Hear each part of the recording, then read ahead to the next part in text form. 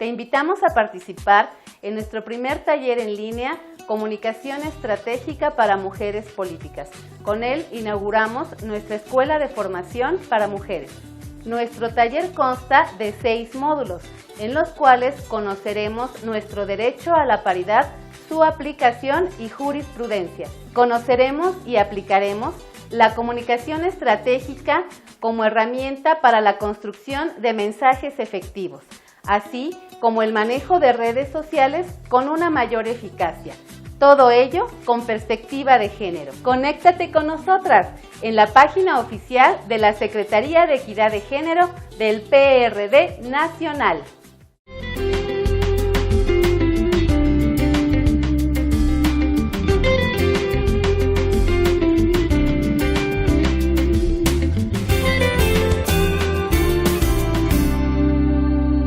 Bienvenidas, estamos en el módulo 2 ahora de este gran curso de comunicación estratégica para mujeres políticas dentro del proyecto de capacitación Mujeres Políticas.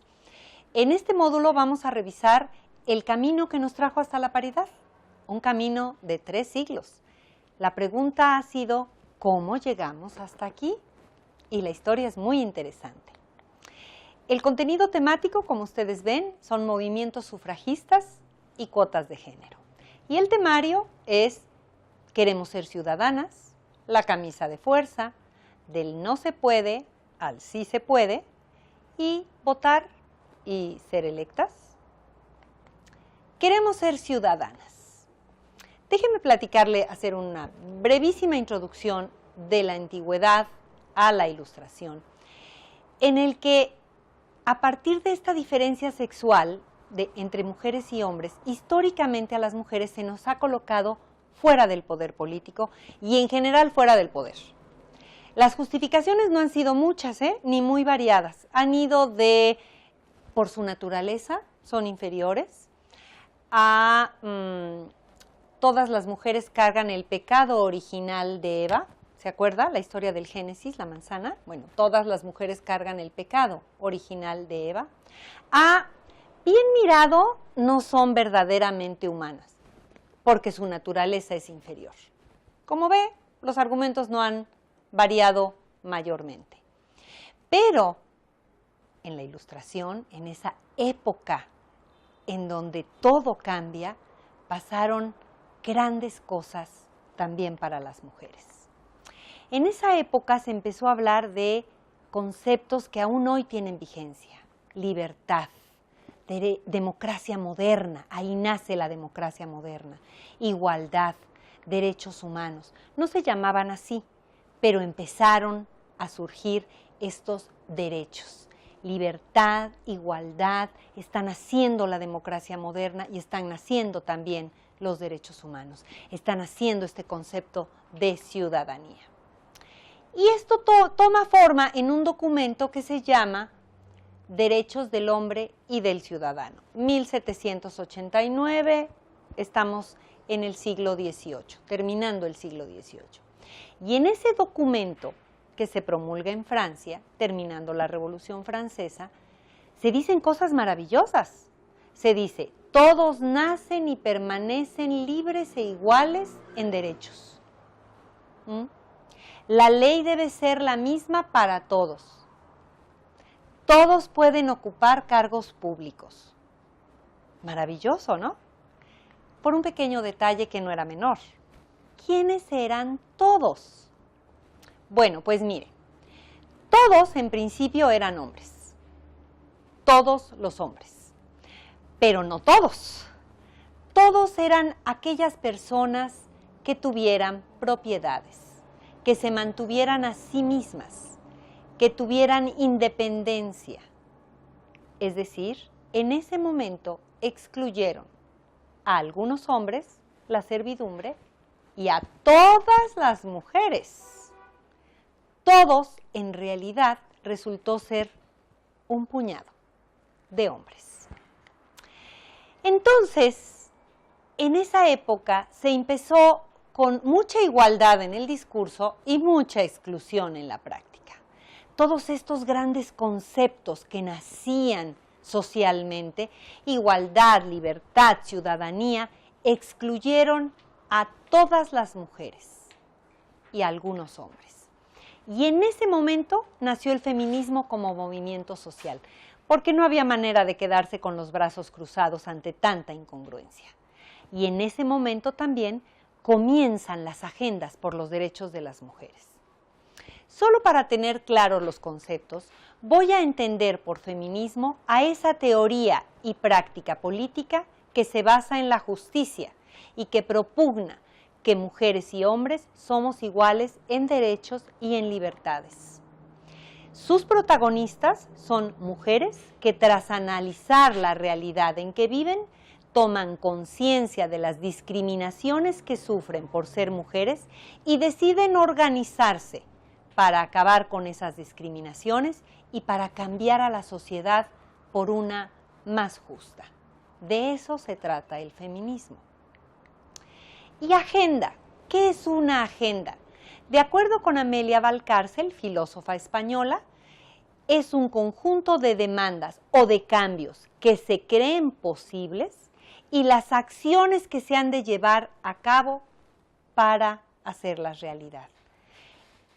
Después de la promulgación de los derechos del hombre y el ciudadano en 1789, comienza lo que se conocerá como la primera ola del feminismo y comienzan las agendas, es decir, la lucha organizada, pacífica de mujeres que buscan cambios que creen posible y realizan todas las acciones para llevarlos a cabo.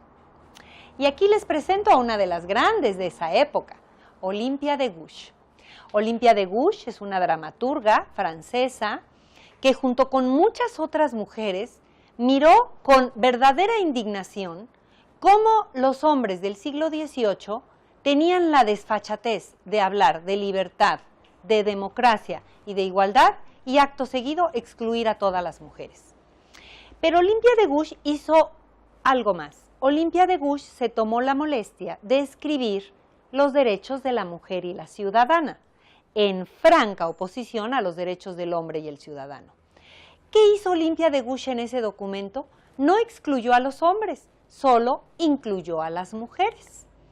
Lo escribe en 1791 y en uno de sus primeros párrafos ella dice: la ignorancia, el olvido, el desprecio a los derechos de la mujer son las únicas causas de las desgracias públicas y de la corrupción de los gobiernos.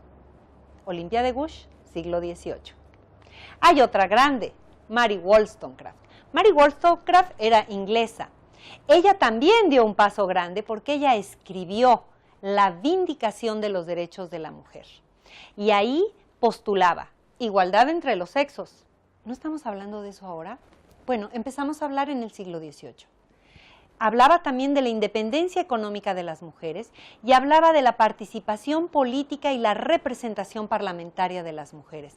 Esta gran filósofa sentó las bases de lo que aún ahora estamos trabajando. Como ustedes comprenderán, nos dijeron que calladitas nos veíamos más bonitas, pero no solo nos lo dijeron, nos obligaron a hacerlo. Diseñaron una camisa de fuerza legal que vino en forma del Código Napoleónico.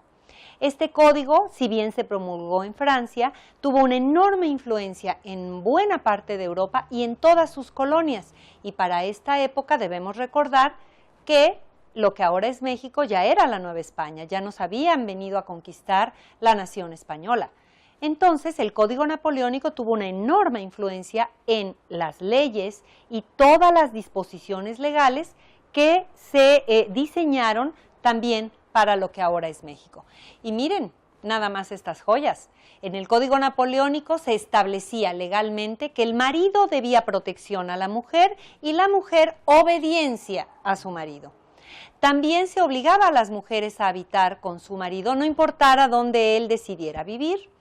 También se decía que las mujeres no podían acudir a juicio sin la autorización de su marido y también se establecía, entre otras cosas, que los bienes, así estuvieran a nombre de las mujeres, no podíamos ni venderlos, ni hipotecarlos, ni donarlos sin la autorización del Señor de nuestra vida. Porque si no había marido, pues podía ser el padre, y si no, el hijo mayor, y si no, el cura. Para todo efecto, nosotras no contábamos. Amelia Valcárcel, la filósofa española que he citado aquí, lo dice con toda claridad. A todo efecto, ninguna mujer era dueña de sí misma. Luego, todas carecían de lo que la ciudadanía aseguraba: libertad. Del no poder al sí se puede, trabajamos muchas mujeres desde entonces, desde la época de Olimpia de Gouges, y todo el siglo XIX se fue trabajando en del no poder al claro que se puede. Y miren, les traigo aquí algunas imágenes de dos grandes movimientos sufragistas, el norteamericano y el británico. Son dos grandes movimientos que tienen una enorme influencia en México. No solamente porque son los movimientos más poderosos, con mayor duración en el tiempo y que diseñaron estratégicas que en aquel entonces eran innovadoras en la lucha. El movimiento sufragista norteamericano, ahí comienza de hecho los movimientos sufragistas en 1848. La mayoría de las mujeres que participan en esa primera etapa eran mujeres que ya trabajaban activamente en movimientos antiesclavistas y deciden empezar a trabajar también por sus derechos. Se dan cuenta que ahí las oprimidas y los oprimidos no eran solamente esclavos y esclavas, sino que todas las mujeres tenían una sumisión obligada y no se les estaba permitido hacer muchísimas cosas, entre ellas tener acceso a la ciudadanía, al poder. Y entonces las sufragistas inician el movimiento, inician esto como un gran movimiento masivo, y tienen una peculiaridad el movimiento sufragista norteamericano.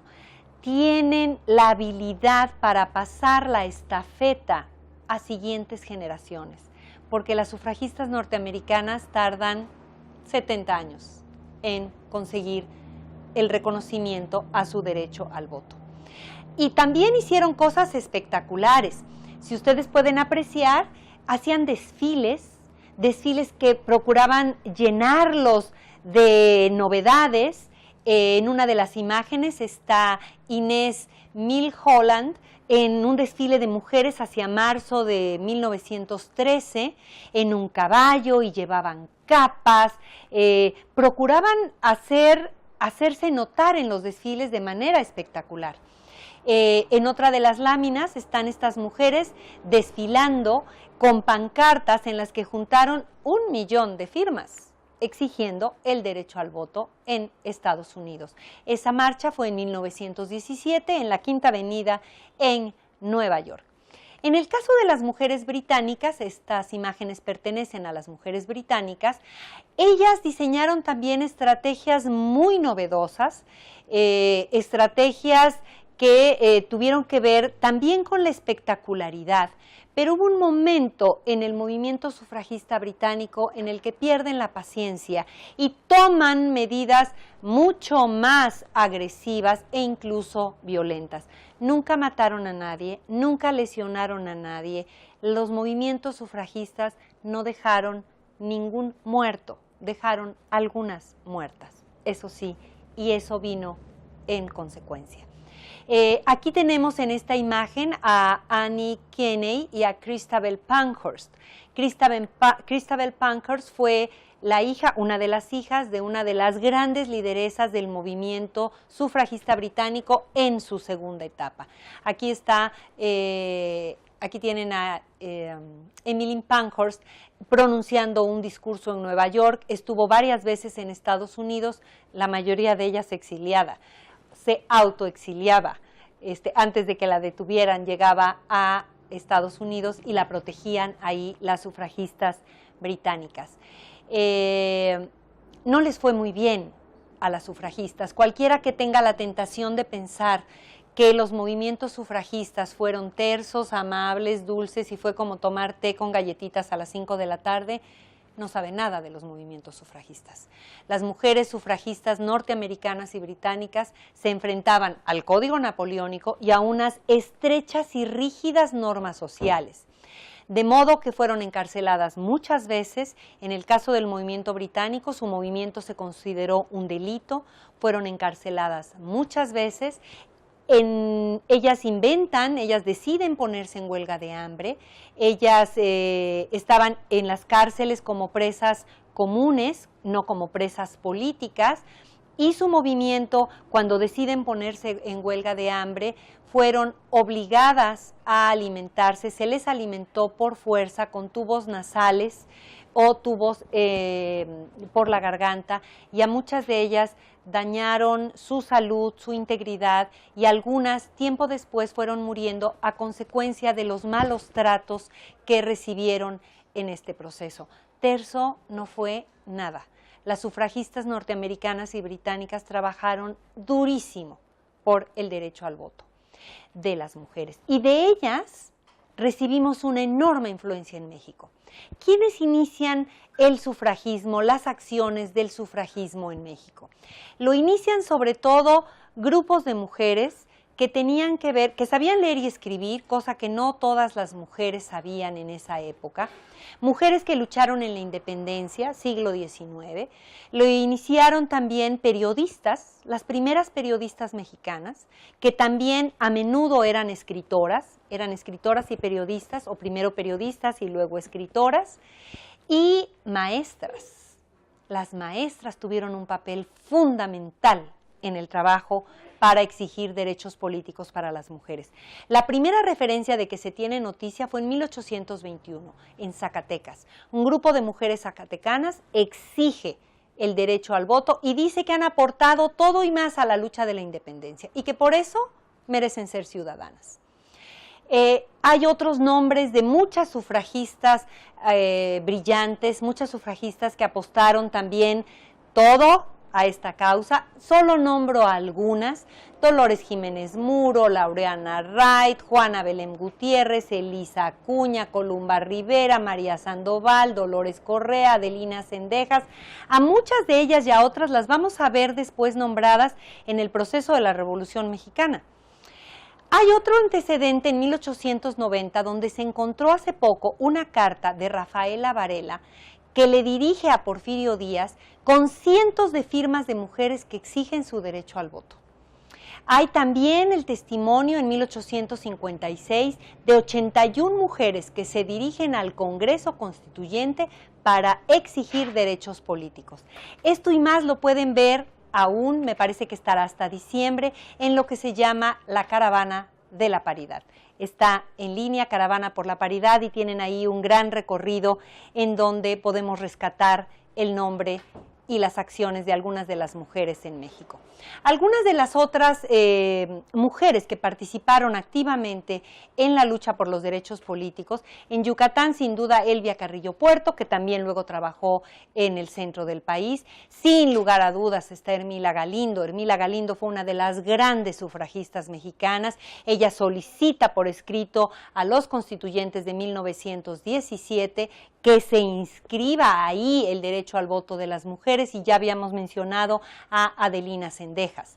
En el tiempo, avanzando más o menos rápido, encontramos a Esther Chapa. Miren esta fotografía de Margarita Robles de Mendoza, voto femenino. Encontramos después a María Lavalle Urbina y a Amalia Castillo Ledón. La lucha del sufragio en México no se constituyó como un movimiento social tan poderoso, tan organizado y tan fuerte como lo fue el norteamericano o el británico.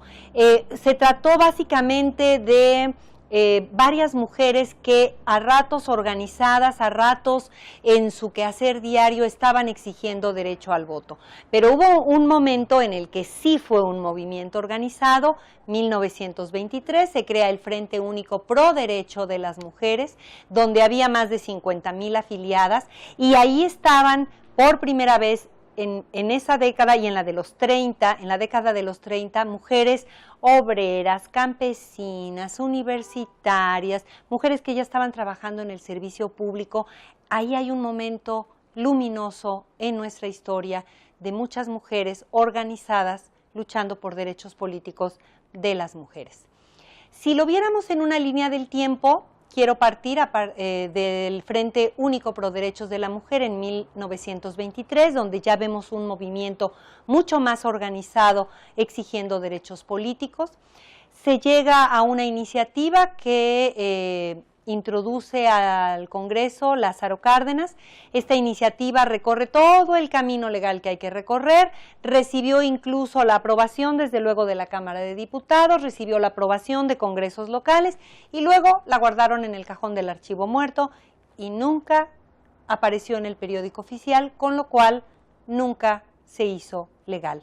Siguió el trabajo básicamente con cabildeo en el gobierno y en algunas instancias internacionales. Ahí Amalia Castillo Ledón tiene un papel fundamental, María Lavalle Urbina también. Están trabajando desde dentro de las oficinas exigiendo derecho al voto y en ese ínter hay en muchos estados de la República se va reconociendo el derecho al voto de las mujeres.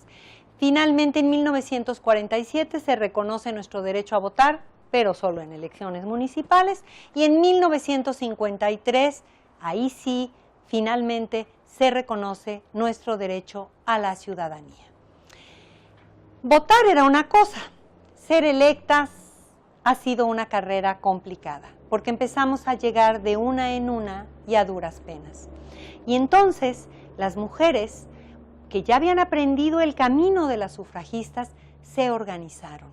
Aquí, en esta etapa de la década de 1990 al 2008, vamos a ver legisladoras de distintos partidos políticos haciendo alianzas para reformar leyes. Y también vamos a ver movimientos organizados de mujeres luchando junto con las legisladoras y en otros estados, en otros espacios, para que cada vez más mujeres lleguen a espacios de poder político. En 1993 se abre la primera puerta en lo que era el COFIPE, el Código Federal de Instituciones y Procedimientos Electorales. Abrió tantito la puerta para decir que sería bueno que los partidos postularan mujeres. No lo dice así, pero más o menos esa era la intención. Y esa puertita costó mucho. Hay mujeres que abrieron esa puerta, que viven, que están entre nosotras todavía ahora trabajando por la paridad. En 1993 se da el gran brinco. Ahí por primera vez sí se habla de cuotas de género, en 1996, y ahí se habla de no más del 70% de un mismo género. En los hechos estábamos empezando a apostar por pequeños porcentajes para ir ganando cada vez mayores espacios en los cargos de elección popular. El 30% era más o menos lo que empezó a solicitarse en distintos lugares del mundo, parecía un buen punto de arranque. La tercera parte de todo un conglomerado era para empezar. A 2002, de 1996 a 2002, habían pasado ya varios años, pero no había pasado mayor cosa con el tema de las cuotas. Habíamos hecho reformas, en 2012 se hace una gran reforma donde se hacen varias precisiones, se introducen sanciones a los partidos que la incumplan y ahí se mete la cuña de la excepción. Ahí es donde meten que habrá una excepción al cumplimiento de la regla, siempre y cuando las candidaturas se elijan mediante, y en distintos estados decían distintas cosas, mediante voto directo, mediante voto democrático. El punto es que ese fue el gran muro, porque tenían cierta escapatoria los partidos para no cumplir con las cuotas de género, con la ley de cuotas de género. Y así llegamos al 2008 en otra reforma. Todas estas reformas, desde el 96 al 2008, aunque en 2008 se aumentó el porcentaje del 60-40, realmente lo que buscábamos era ir afinando los mecanismos para que los partidos políticos postularan más mujeres. Este camino de las cuotas de género tampoco fue terso, tampoco fue sencillo, repito, pero requirió las alianzas de mujeres y muchas de ellas están ahora caminando entre nosotras para exigir paridad. Hay un punto de quiebre. En 2009, los partidos organizan, planean que las mujeres soliciten licencia una vez que tomen posesión como diputadas, para que le dejen su cargo al suplente, que ¿qué cree? Era hombre. Ese evento hizo que muchas mujeres que trabajan por los derechos políticos de las mujeres dijeran, hasta aquí llegamos, se acabó. Y entonces dio lugar a que nos organizáramos, nos reorganizáramos en una gran red que se llama Mujeres en Plural, Red Nacional Mujeres en Plural. Y empezáramos a afiliarnos, a buscar conexiones, a buscar contactos con otras redes que ya estaban operando en distintos estados de la República. Empezamos a encontrar las coincidencias y decidimos trabajar unidas por la paridad. En estas redes, en general, tanto en los estados de la República como en esta Red Nacional Mujeres en Plural, estamos mujeres que no militamos en ningún partido político, que militan en distintos partidos políticos. Hay artistas, hay intelectuales, hay académicas, hay de todo. La única meta es la paridad y empezamos a trabajar en distintas acciones. Una de esas acciones es memorable, porque esa acción abre la puerta de la que hoy estamos hablando. En el proceso electoral 2011-2012, un grupo de mujeres de la Red de Mujeres en Plural, con una estrategia diseñada por integrantes de Mujeres en Plural, entre las que se encontraba Clara Scherer, Silvia Hernández, mujeres de otros partidos, diseñan una estrategia y mujeres impugnan, hay un juicio de impugnación, impugnan y esa impugnación da lugar a la sentencia 12624, una sentencia histórica que en esencia lo que hace es quitar el muro de la exclusión y decirle a los partidos, la ley hay que cumplirla. Silvia Hernández, una vez que se emite la sentencia, dice, acabamos de abrirle un boquete al muro de Berlín.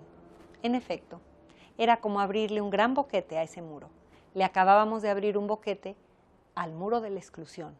Y a partir de entonces, todo ha sido ir derribando el muro para construir igualdad. Estos son los resultados. En esta gráfica ustedes pueden apreciar cómo fueron las mujeres llegando a la Cámara de Diputados desde 1994, en donde ya hay cuotas de género, hasta el 2015, que es la elección más reciente. ¿Ven el aumento? Fíjense cómo cuando había cuotas de género, nuestra representación en la Cámara de Diputados iba a ratitos para arriba, a ratitos para abajo, subíamos un poquito, bajábamos un poquito. A partir de la sentencia 12624 tenemos una gran alzada y ahora con la paridad llegamos al 42%. Estamos entre los países con mayor representación de mujeres en la Cámara de Diputados. Y en la Cámara de Senadores, ahí todavía no ha llegado la paridad. Acuérdense que la Cámara de Senadores elige cada 6 años, de modo que todavía en 2008 vamos a ver los resultados de la paridad. Pero miren ustedes el gran brinco que da una vez que se emite la sentencia 12624. Pasamos del 16.4% de senadoras a 30%, casi el doble. Funciona, funciona. Nada más que tenemos que apuntalarlo legalmente. Conclusiones. No somos huérfanas. A menudo las mujeres que avanzan en política, que participan en política institucional, sienten que están solas y que empiezan el camino. No somos huérfanas. Políticamente provenimos de un gran linaje de mujeres libres que ha venido trabajando, que ha venido realizando acciones, planeando estrategias, haciendo alianzas con otras mujeres para tener lo que ahora tenemos. Tenemos un enorme pasado de mujeres libres. Las invito a que busquen los movimientos sufragistas y verán cómo tenemos una gran herencia. Somos legítimas herederas de las sufragistas, legítimas herederas de las sufragistas, legítimas herederas de las mujeres que trabajaron por las cuotas de género. Esas mujeres lucharon con este momento. Pensaron, soñaron en este momento, en que un día íbamos a estar en la puerta de compartir el poder. También somos herederas de las mujeres que están trabajando muy duro en las sentencias, en los tribunales electorales, que están impugnando para que eso dé lugar a sentencias y a jurisprudencias. Ustedes que son mujeres en política institucional, siéntanse legítimas herederas de todo ello. No es una concesión, no estamos arribando de la nada. Tenemos más de 2 siglos trabajando por nuestros derechos políticos, tenemos más de 2 siglos trabajando por la mitad del poder. Ustedes son legítimas herederas de ese movimiento, legítimas herederas de todas esas mujeres que antes y ahora estamos trabajando por la paridad. Nos toca recorrer nuestro trecho. Y nuestro trecho tiene nombre, se llama paridad. Es un nuevo horizonte, hay que recorrerlo juntas. Nos vemos en el próximo módulo. En política se dice paridad. Paridad para legislar. Paridad para gobernar. Paridad para dirigir. Las mujeres somos fuerza, las mujeres somos pasión. Somos libertad, somos responsabilidad. En México las mujeres somos mayoría. Y solo queremos igualdad. Y la igualdad es la mitad de todo. ¡Que vivan las mujeres! ¡Que vivan las mujeres! ¡Que vivan las mujeres! ¡Que vivan las mujeres! Que vivan las mujeres. Que vivan las mujeres. Que vivan las mujeres. PRD